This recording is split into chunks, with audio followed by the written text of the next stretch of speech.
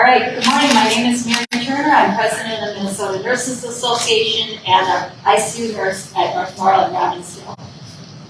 So 15,000 nurses in the Twin Cities and Twin Ports have been bargaining for over 5 months. We've been without a contract since June. We're not asking for the moon. What we are asking our hospitals and our executives is to work with us to address our staffing, our retention, and our patient care in our hospitals. But our executives have made it clear they're not interested in taking on these issues. Even when a new study from the Minnesota Department of Health shows that adverse patient events are getting worse, including bed sores, patient falls, and patient deaths. Reports of these adverse events increased 33% last year and 336% since 2013. Last year, nurses filed close to 8,000 concern for safe staffing forms. We fill these out when we are concerned that understaffing might compromise quality patient care. We've had an increase of 300% since 2014. Unfortunately, these aren't new problems. These are the consequences of corporate healthcare policies pursued by our hospital executives with million-dollar salaries and a focus on the bottom line, and they are getting worse. But our hospital executives have refused to address these problems. That is why nurses last week voted no confidence in hospital executives, and it is why nurses today are announcing our plan to hold a strike vote this coming Monday, August 15th. We don't take this decision lightly. I and the nurses behind me and all 15,000 nurses want to be at the bedside. But we have been doing this. We have tried to put proposals that would help to bring back the nurses to the bedside, but they're not interested. For the safety of our patients, we need to take this action. But I'd like to call on a few of the nurses now to let you know just the kind of conditions that we've been dealing with and why we are driven to this action. I will first call up Chris Rubesch from Essentia, Duluth.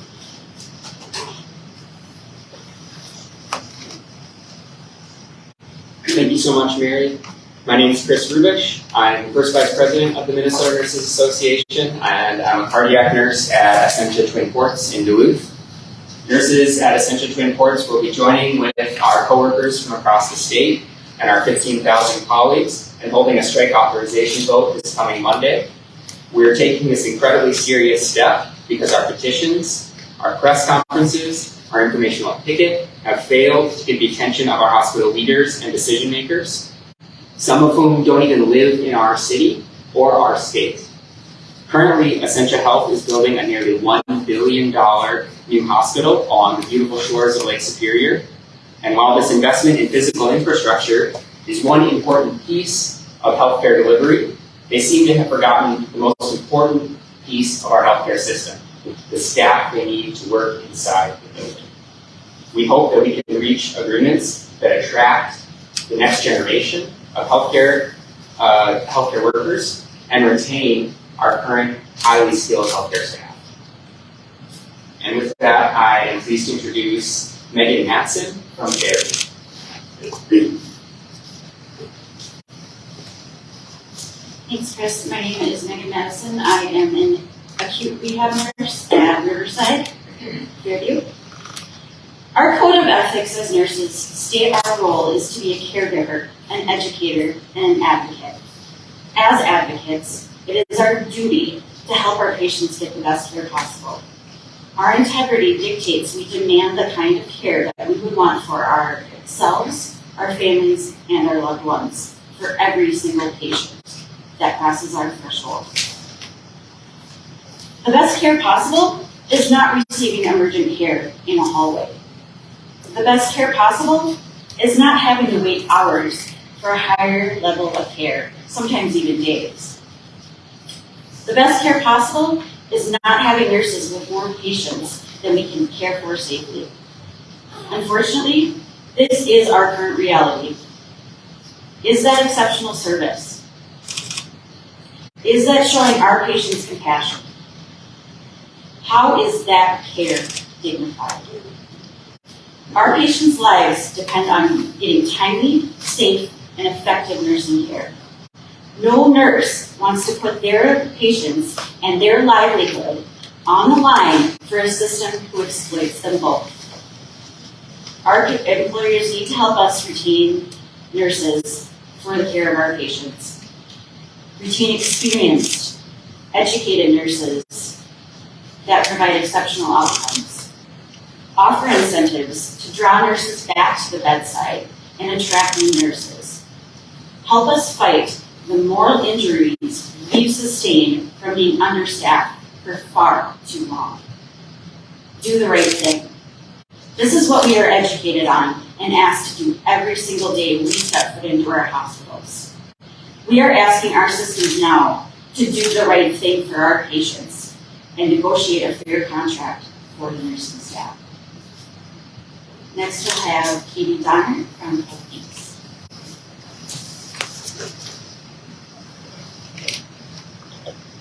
We do not take the possibility of a strike lightly. Through our negotiations, Fairview has shown us that they do not value nurses as they should. They do not recognize our sacrifice throughout the pandemic. They do not prioritize our security, and they do not put patients before profits when making staffing decisions. We must hold Fairview accountable. Fairview has told us that they are not interested in making improvements in the many areas that we have tried to address with them in bargaining. Fairview refuses to address our staffing proposals, to commit to preparedness for any potential future pandemic, or to even recognize nurses for the extraordinary sacrifices we have made over the past 2.5 years. Nurses are asking for paid family leave, and Fairview has told us that we can buy our own short-term disability insurance. Fairview is refusing to commit to any improvements in security at the hospital, despite the CEO's public commitment to do so. Fairview has taken advantage of our goodwill during this pandemic and is trying to normalize this chaotic staffing situation that we are currently in. We've risked our lives and the health of our families to care for our community. Our community recognizes us, so why won't Fairview? Next speaker is Andrea Rubesch from St. Louis, Duluth. Hi, my name is Andrea Rubesch, and I'm an oncology hospice nurse at St. Luke's in Duluth. I worked at St. Luke's for 7.5 years, and I'm on our negotiating team. Like all of the other nurses and all of the other facilities that will be voting on Monday, my coworkers and I will be taking this serious step because our hospital management has left us with no other choice. The situations that we are seeing and experiencing every shift, every day, cannot continue. Patient safety is at risk, nurses' lives and their licenses are at risk. We hope that this serves as a wake-up call to our management at the table and those decision makers that choose not to participate at the table. Next is Lynette Mulder from Ohio.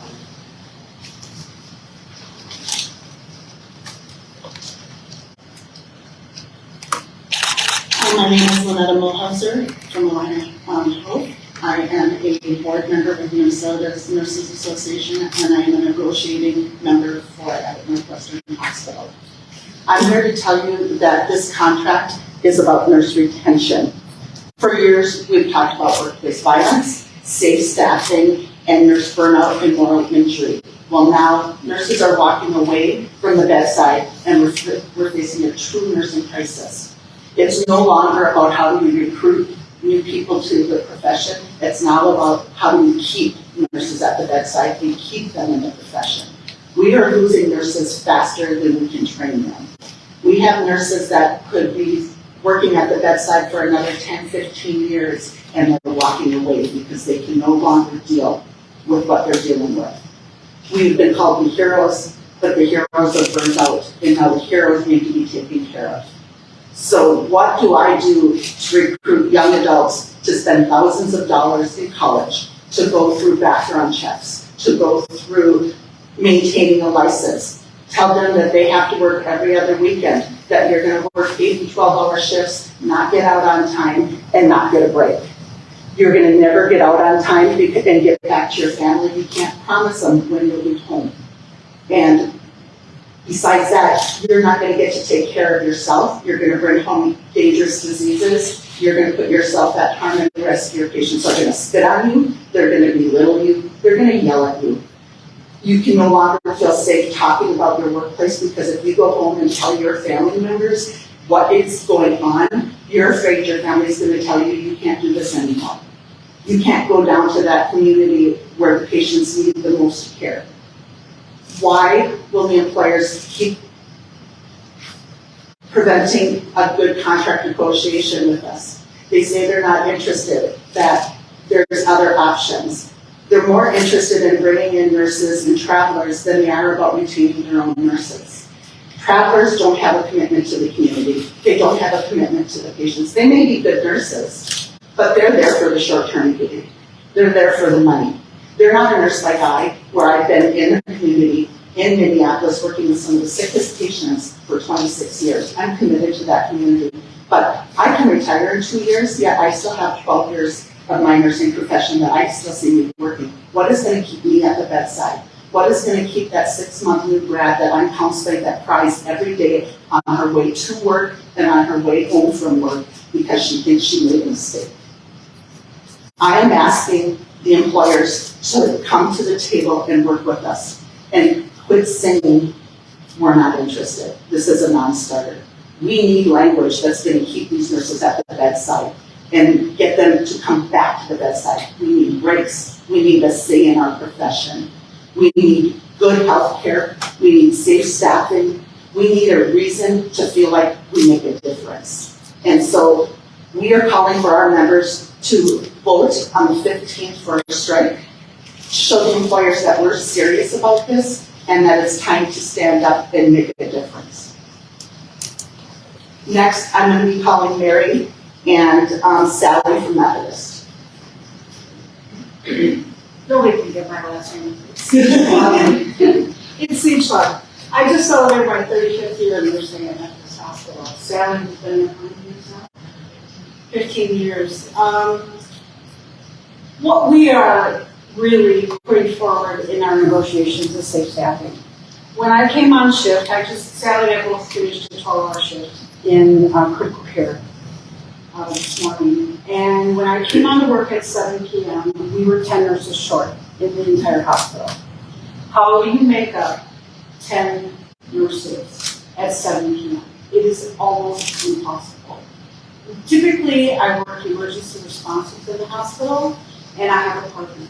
And I was forced to work by myself. That meant that patients who needed advanced monitoring for tests and procedures were not able to get that service from my group.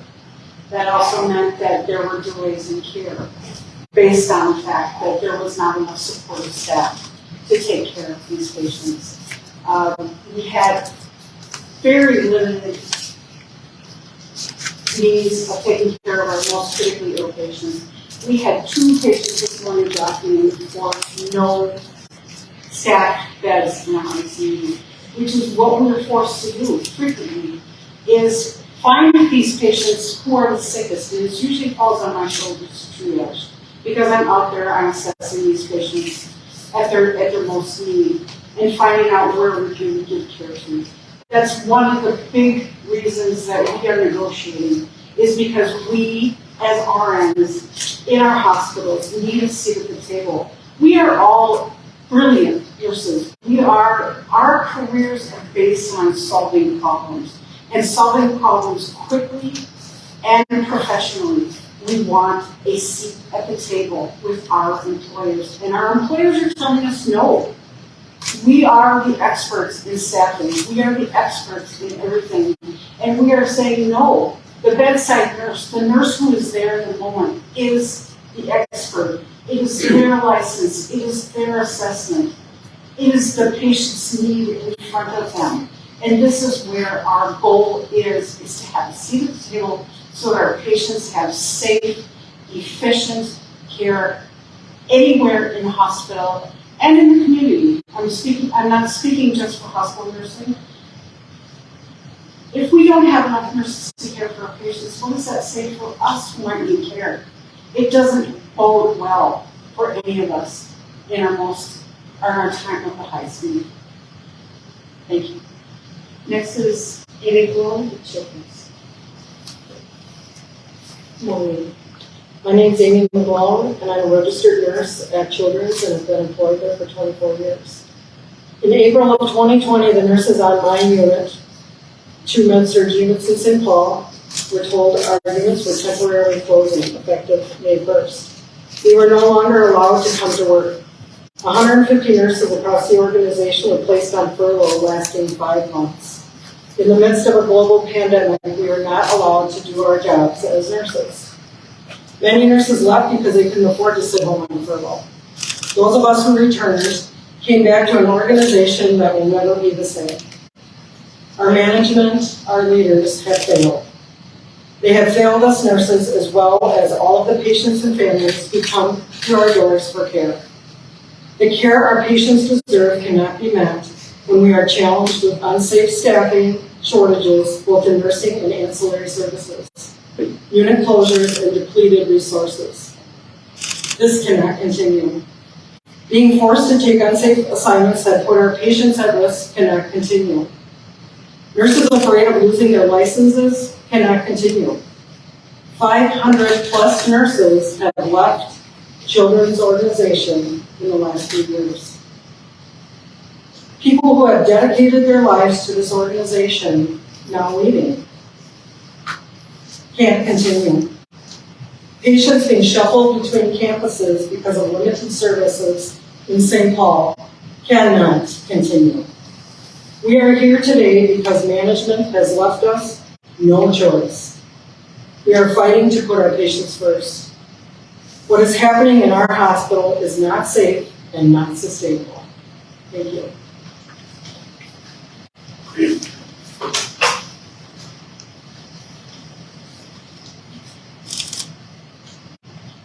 So before I take questions, I think I'm gonna just head to a question that you'll probably ask me anyway.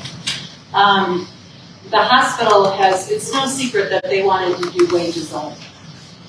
They try this every time and they desperately wanted to do it this time. And it's because our nurses voted no. They said no. And the reason is for all the reasons that were just given. Because we realized that this is our chance. We have to. It's not that that we're all band together, 15,000 nurses. It's the fact that we had no choice this time, but to try to bargain for better working conditions at the table. And the reason is, and that study just came out not too long ago, 51 out of University of Illinois. I don't know if y'all, well, it was actually the Star Trek.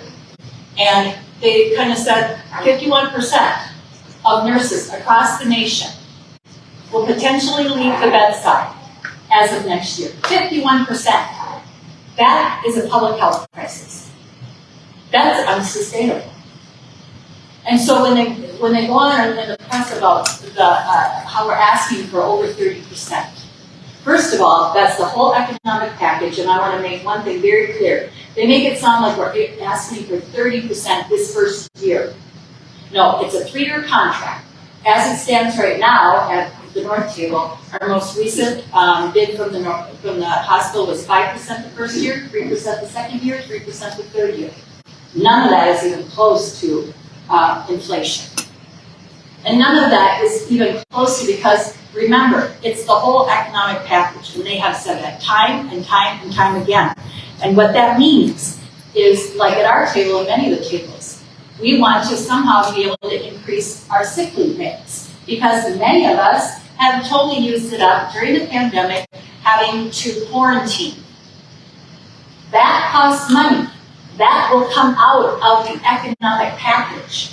I can't stress this enough to get this right, because they're making us sound like we're greedy, when in fact all we're doing is trying to save our profession and save our patients.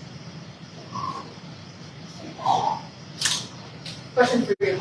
How many votes would it take to call that strike, implement that strike? And it sounds like it could happen. We'll have close to 15,000, hopefully, you know what it is. It's 2/3 of those who vote. I mean, we've already said, and it has to be an in-person. We've had many, the age of technology. Can't we just, do it through email or, that? No, it has to be in person. So it would be 2/3 of those who show up to vote. And then Mary or Katie, I don't know who wants to address this. I know Katie, who said, you don't take a strike lightly. I'm hoping that you can address patients that will be watching today, what you would like to say to them about why. Yeah. Obviously why you're doing this, but Right. their message. Yeah, I say that every time I get up here, is that we don't take this lightly. Because we want to be at the bedside. Do you know how long? We started in March. And nurses have said, why is this taking so long? Because nurses reluctantly, one by one, have had to come to the conclusion that this is our only course of action. One by one. None of these nurses even were up for this back in March when we started. Okay, they were hoping and praying that our employers would do the right thing. And they haven't. And so week after week, one nurse after another out of 15,000 has come to the realization that this is our only course of action.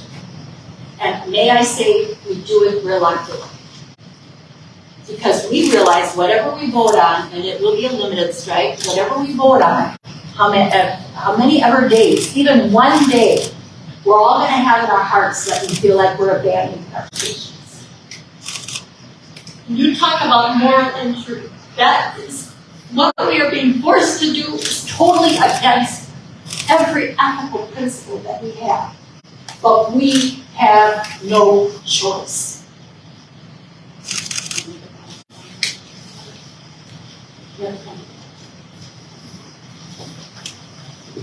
When you ask if we take this lightly, I will tell you in basically 1 or 2 sentences. Our patients right now don't know what they're walking into with the shortage that we're dealing with. They don't know when our ER is 10 down, when we're boarding patients in the hallways, when we're boarding patients in the ambulances out in days for hours because there's no nurses. So when we say we're going to go on strike, we're giving our patients the option to say, we're going to support our nurses, and if we can avoid going to the hospital, we're not going to the hospital. So we're telling you what we're doing. We're giving you the benefit of the doubt to know what you're walking into. The employers aren't giving you that benefit of the doubt. They're doing this shortage, and they're hiding what we're dealing with, and they're not working with us. So when you ask us, are we taking this lightly? Is the employer taking this lightly as to what they're doing to keep us working?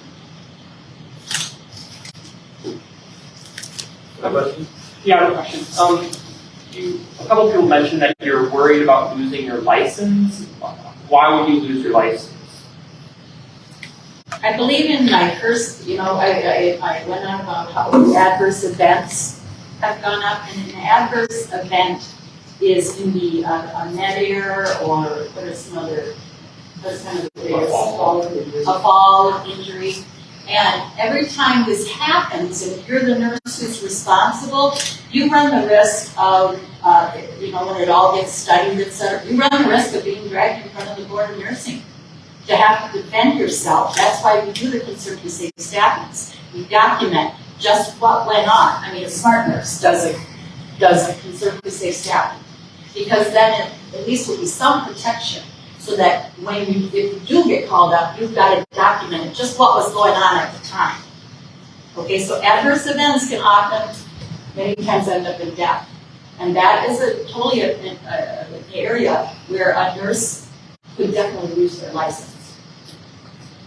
So you're saying you're being run ragged because of short staffing, that leads to accidents, adverse events, and then you could be blamed for that. For the number of patients that we Right. work. We just had an example from my second vice president in Minneapolis Children's just the other day. In a floor where you're only supposed to have 2 little babies, little awesome, little tiny babies, and they're only supposed to have 2. They were 11 nurses short, and so those nurses were taking on 3 and 4 little preemie babies to take care of, all in separate rooms. That is double the amount that is safe to take care of. If I can just add one thing.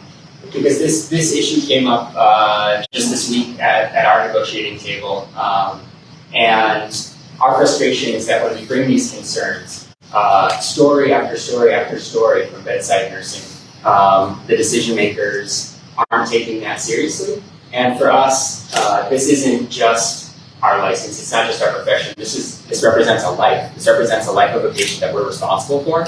And so when we have to face a manager or supervisor who tells us, you don't have a choice, this is the new normal, you just have to take this. What we're hearing is someone who is relinquishing their responsibility, forcing us to choose between a potential unsafe event and our careers. And when we present solutions from staffing language that we've worked on for over a year, asking our employers to provide us with liability insurance, which they have declined to do, going to the Capitol and working for over a year to present the Keeping Nurses at the Bedside Act, which the Hospital Association spent tens if not hundreds of thousands of dollars to lobby against. They have left us literally no other choice. You are rebuffing every single one of our ideas. What idea do you have? Come to the table and work with us. Good question.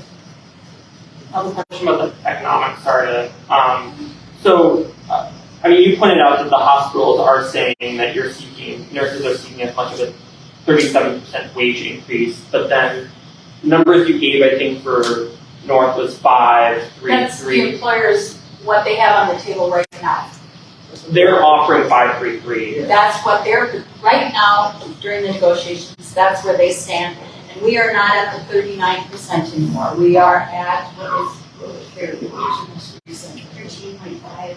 Yeah, 13.598. At Fairview. Oh, well, all of it, we do it all together. Right. We're all one organization. We can technically work all together. Right, so Hospitals aren't supposed to, just so you know. so you think, so the contracts across these 15 hospitals are 5, 13, 13 hospitals? Okay, 11 Metro and 2 up in Duluth area. gotcha. Okay, so those you're trying to get standard wage increases for all. Yeah, you're never going to have a case of where, especially in Metro here, I mean, Duluth for a while had it where St. Luke's made less than like Essentia. How did that go? Really? Yeah. So you're never going to find, North is next to Methodist. They're going to make more than Methodist than they will at North.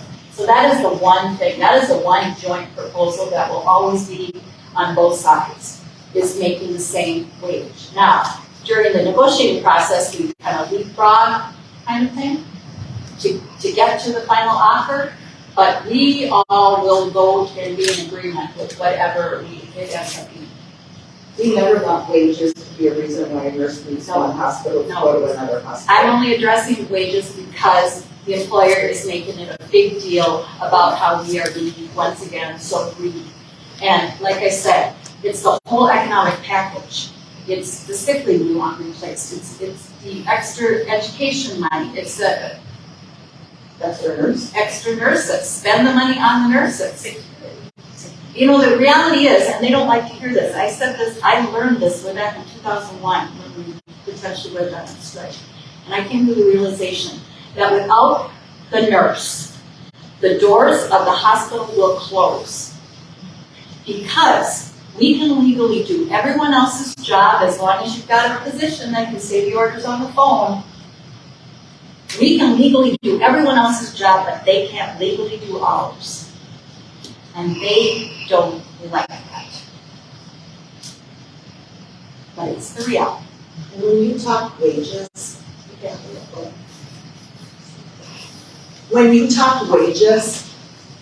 again, what is keeping this nurse coming into the profession? Nurses, or all of our graduates, our future adults, young adults coming into the force right now, they can take jobs that make as much money in safe conditions, work from home, get paid family leave, not be threatened with diseases and violence, and get weekends off, get holidays off.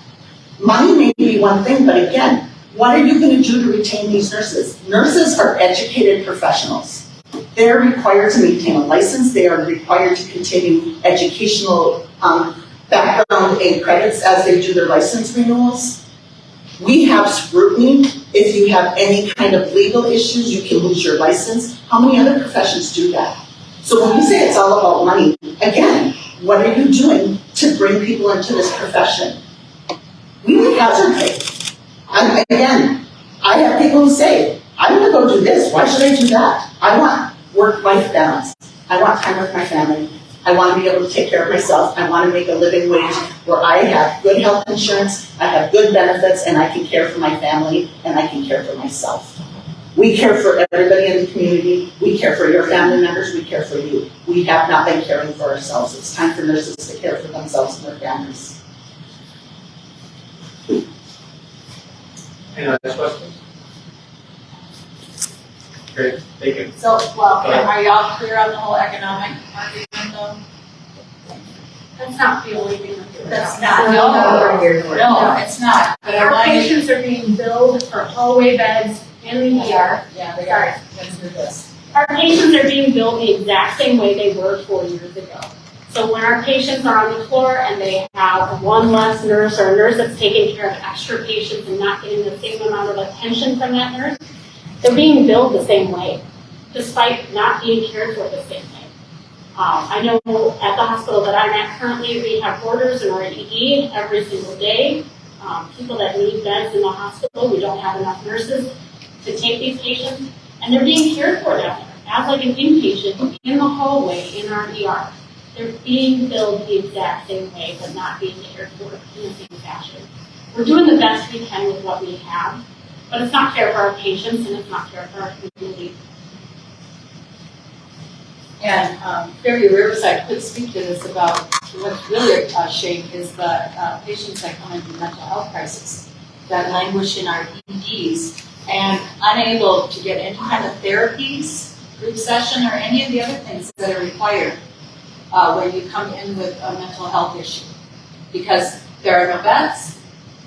And so this is what we're talking about, that we're here also for the patients. Always have been and always will be.